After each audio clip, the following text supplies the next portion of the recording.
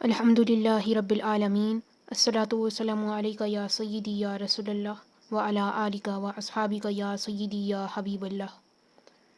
کہ محمد سے وفا تو نے تو ہم تیرے ہیں، یہ جہاں کیا چیز ہے لوح و قلم تیرے ہیں۔ ناظرین و کرامین، دوران اذان عورت کا سر پر دوپٹہ نہ پہننے سے کون سا عذاب نازل ہوتا ہے؟ دین اسلام میں اذان کی بہت ہی زیادہ فضیلت ہے۔ اذان کا احترام، اذان سے محبت ایمانی تقاضا ہے۔ اذان دینے کی فضیلت حضرت معاویہ رضی اللہ تعالیٰ عنہ سے مروی حضور خاتم النبیین صلی اللہ علیہ وآلہ وسلم کی اس حدیث مبارکہ سے ثابت ہے کہ قیامت کے دن جب مؤذن اٹھیں گے تو ان کی گردنیں سب سے بلند ہوں گی۔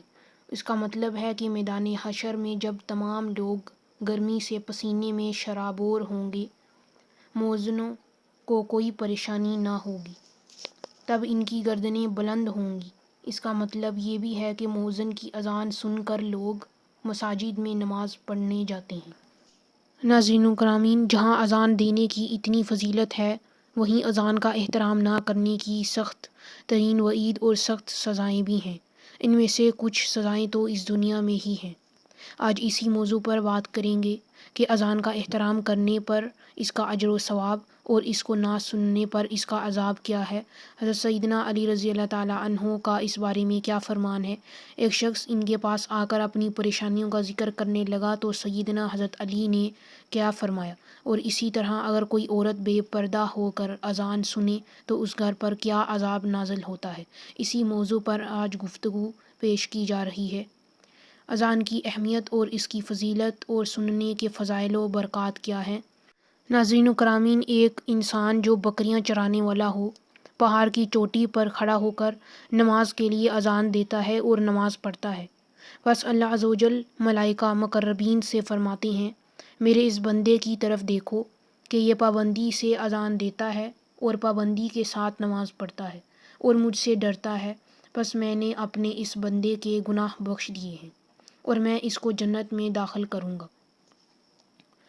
یہ اجر و ثواب تو اس شخص کے لیے ہے جو اذان دیتا ہے، اور اس شخص کے لیے بھی بہت ہی زیادہ اجر و ثواب رکھا ہے جو جیسے ہی اذان کی آواز آئے اپنے سب کام کاج کو صرف اذان کے احترام میں چھوڑ دیتا ہے اور اذان سن کر اذان کے الفاظ دہراتا ہے۔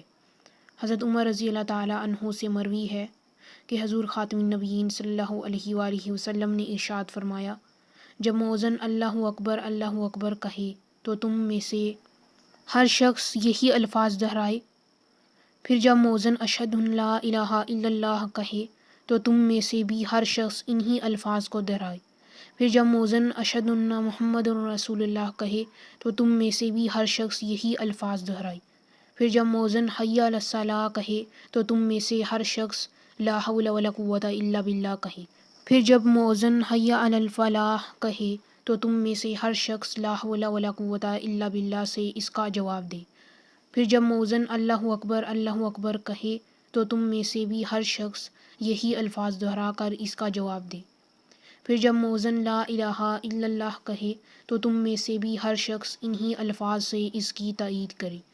بس جس نے اذان کے کلمات کے جواب میں یہ کلمات صدقے دل سے کہے تو وہ جنت میں داخل ہو گیا۔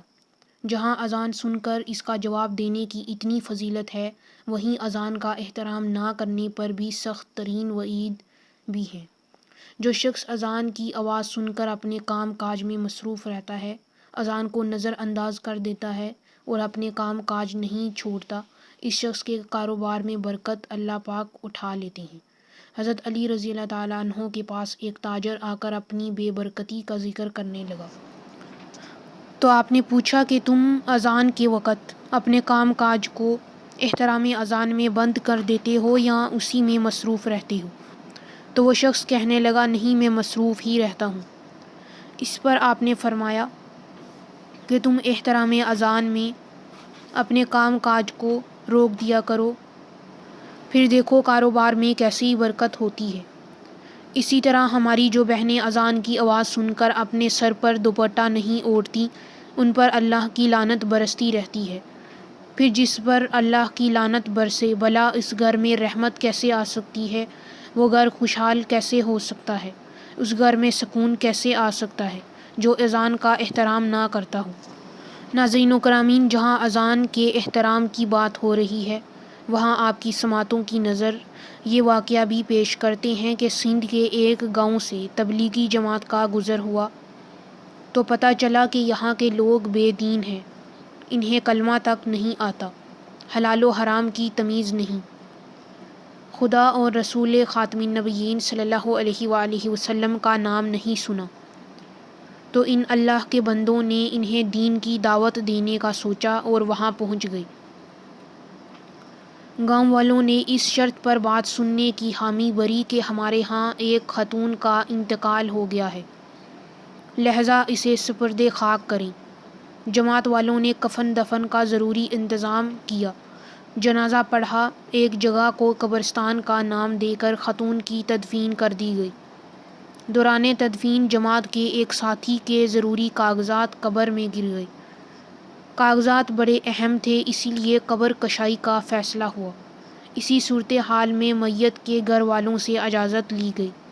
ان کی اجازت سے قبر کو کھولا گیا تو دیکھتے ہیں کہ قبر روشن اور نور سے پر ہے، ہر طرف پھول بکھرے پڑے ہیں، میت کا پورا جسم گلاب کی پتیوں سے ڈھکا ہوا ہے، ایک سرخ گلاب میت کے ہونٹوں پر رکھا ہے جس سے قطرہ قطرہ پانی میت کے حلق میں جا رہا ہے۔ قبر کھلتے ہی ہر طرف خوشبو پھیلنے لگی، لہذا جلدی قبر کو بند کر دیا گیا، کیونکہ ایسے معاملات اللہ اور بندے کے درمیان راز ہوتے ہیں۔ میت کے گھر والوں کو اس عظیم نعمت کی خوشخبری سنائی گئی اور ساتھ ہی اس کی وجہ بھی پوچھی گئی۔ خاتون کے اہل خانہ کا کہنا تھا کہ ہم نے کبھی اسے کوئی نیک عمل کرتے نہیں دیکھا۔ ہاں، ایک چیز جو وہ اکثر کیا کرتی تھیں اور جسے ہم نے اسے ساری زندگی اس ایک عمل کو کرتے دیکھا ہے۔ جماعت والوں نے اس عمل کے بتانے کا اصرار کیا تو انہوں نے کہا کہ اس کی عادت تھی کہ وہ کبھی بھی اذان کی آواز میں بیت الخلاء نہیں جاتی تھی، شدید حاجت بھی ہوتی تو ادب کی خاطر انتظار کر لیتی تھی۔ اس کی یہی کوشش تھی کہ اس حالت میں اذان کی آواز کانوں میں نہ آئے۔ بس یہی وہ عمل ہے جسے وہ ساری زندگی کرتی رہی ہے۔ ناظرین و کرامین، اذان سننے سے غم بھی دور ہو جاتے ہیں۔ جو شخص کسی رنج و غم میں مبتلا ہو، اس کے کان میں اذان دینے سے اس کا رنج و غم دور ہوتا ہے۔ اسی سے متعلق حضرت علی کرم اللہ وجہہ رحمۃ اللہ فرماتے ہیں کہ رسول اللہ خاتم النبیین صلی اللہ علیہ وآلہ وسلم نے مجھے غمگین دیکھ کر فرمایا، ابن ابی طالب، میں تمہیں غمگین دیکھ رہا ہوں۔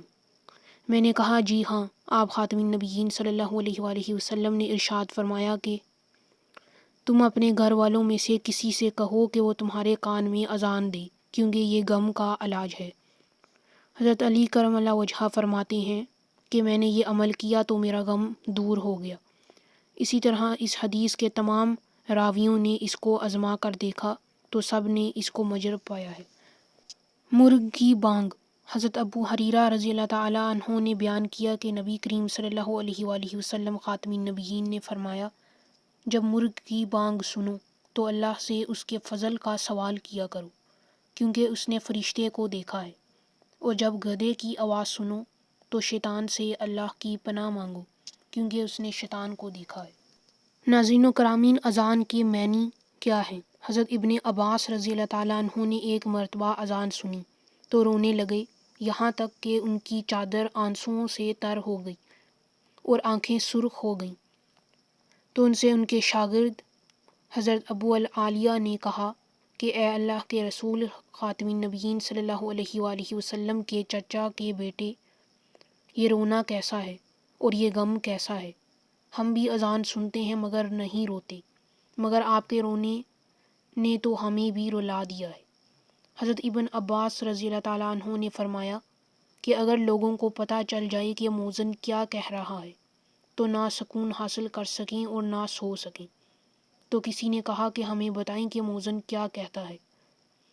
فرمایا، جب مؤذن کہتا ہے کہ اللہ اکبر اللہ اکبر، تو گویا وہ کہہ رہا ہوتا ہے، اے مصروفیت اختیار کرنے والوں، اذان کے لیے فارغ ہو جاؤ اور اپنے بدنوں کو آرام دو اور سب سے بہترین عمل کی طرف آ جاؤ۔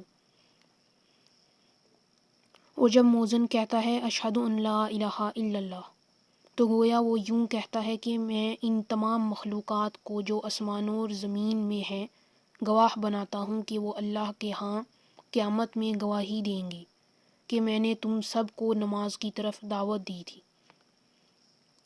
اور جب وہ کہتا ہے اشہد ان محمد الرسول اللہ، تو وہ کہہ رہا ہوتا ہے کہ قیامت میں تمام انبیاء علیہ السلام اور حضرت محمد خاتم النبیین صلی اللہ علیہ وآلہ وسلم میرے لیے گواہی دیں گے کہ میں نے تم سب کو ہر دن 5 مرتبہ نماز کے بارے میں خبر دی ہے۔ اور جب کہتا ہے حی علی الصلاح، تو گویا کہتا ہے کہ اللہ نے تمہارے لیے نماز کو دین بنایا ہے تو تم اس کو قائم کرو۔ اور جب کہتا ہے حی علی الفلاح، تو گویا کہتا ہے کہ اللہ کی رحمت تلاش کرو اور ہدایت میں سے کچھ لے لو۔ اور جب کہتا ہے اللہ اکبر، تو کہتا ہے کہ اب نماز سے پہلے باقی تمام کام حرام ہیں، یعنی کاموں کو چھوڑو اور نماز کو آ جاؤ۔ اور جب کہتا ہے کہ لا الہ الا اللہ، تو گویا کہتا ہے کہ زمین اور آسمان نے جس امانت کو لینے سے انکار کر دیا تھا وہ تمہارے ذمہ کر دی گئی ہے، تو تم چاہو تو اس کی طرف آگے بڑھو اور چاہو تو پیٹھ پھیر کر چلے جاؤ۔ ناظرین و کرامین، انشاءاللہ تعالی اگلی ویڈیو میں اس پر مزید بات کریں گے۔ اللہ حافظ۔